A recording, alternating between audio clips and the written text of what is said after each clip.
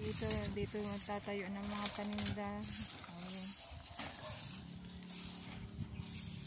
Tapos kukunin yung mga basura yan.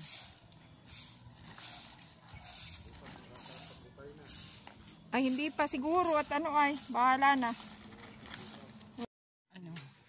Ahonin. Lusungin. So, dito ako napagawa ng tindahan. So, hopefully, maayos ang resto.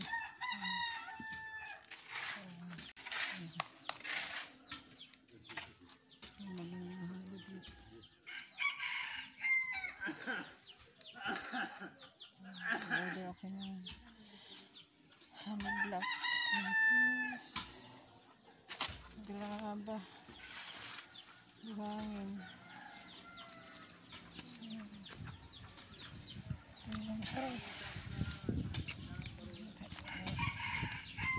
nagahukay sila. Maliit lang ito guys.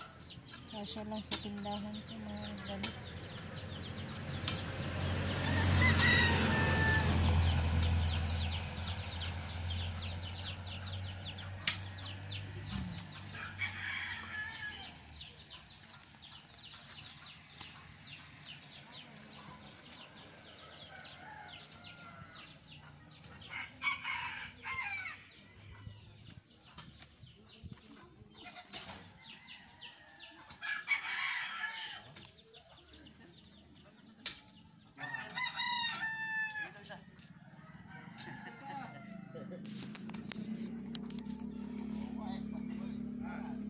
Kami sa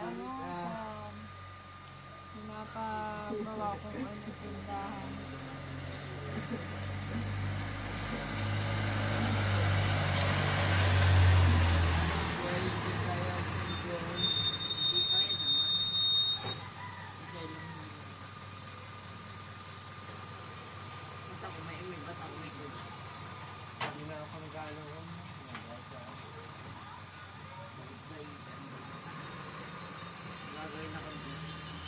Hi, Bradley.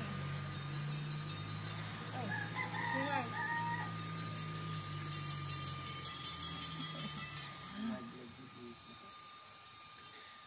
Ayan po yung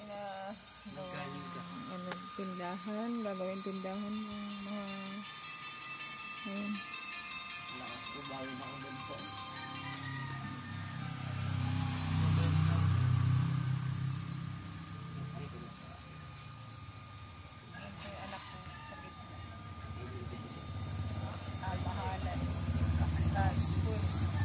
Mamas boy. Gusto paghingi, bigay. Kaya kailangan ko po may hanap buhay.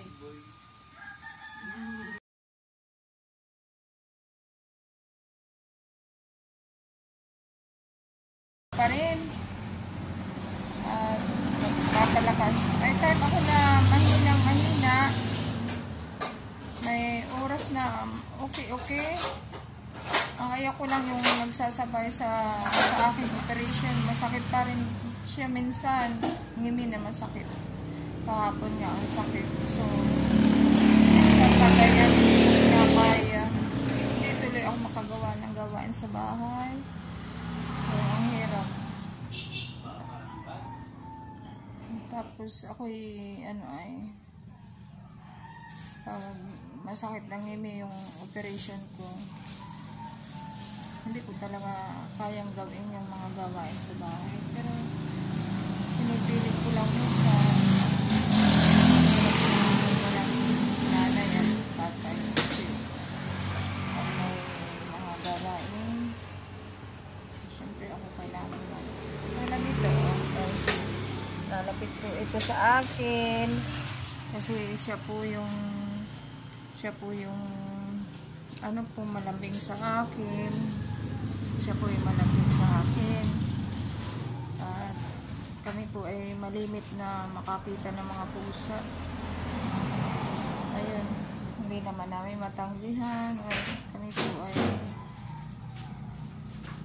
lapitin ng mga pusang tinatapon.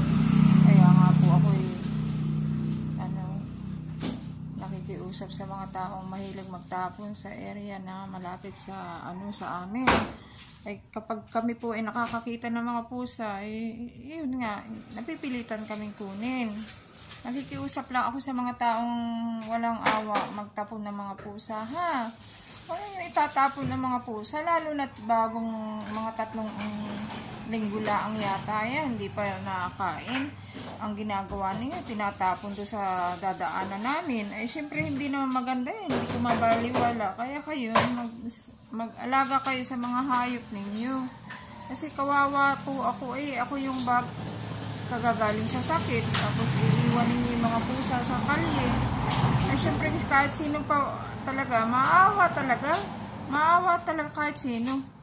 At ako dapat hindi nyo bigyan ng responsibility kasi sa inyo yun sa inyong pusa yan.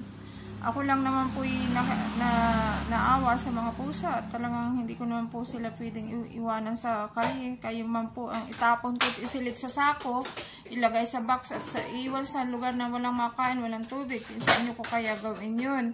So sana kung sino man ang nagatapon dyan, itigil na ninyo at kasi may pagmultahin ko kayo. Talaga lang guys, magmumulta kayo 1,000 o 900. Dahil ako yung mismo nagakuha sa mga pusa, kayo hindi nagapakahirap. Ako talaga, nakikiusap, tama na. Pag mahuli ko kayo na abutan doon, yari kayo sa akin. Hindi ito banta. Dadalhin ko kayo sa pulis o sa sa animal welfare. Namimihasa po kayo Alam mo, pag ako napapamahal sa mga hayop, umiiyak talaga ako. Hindi ka na awa Tama na. Alagaan ninyo yung mga pusa ninyo, ha. Huwag kayong masanay na itatapon ninyo. Alam niyo ako talaga maawain, guys, support na lang ang aming channel. At ako po'y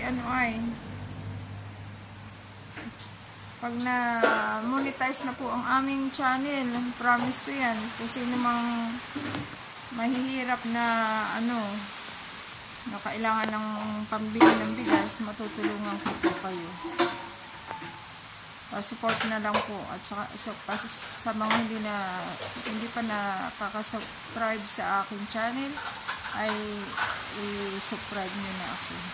Salamat guys!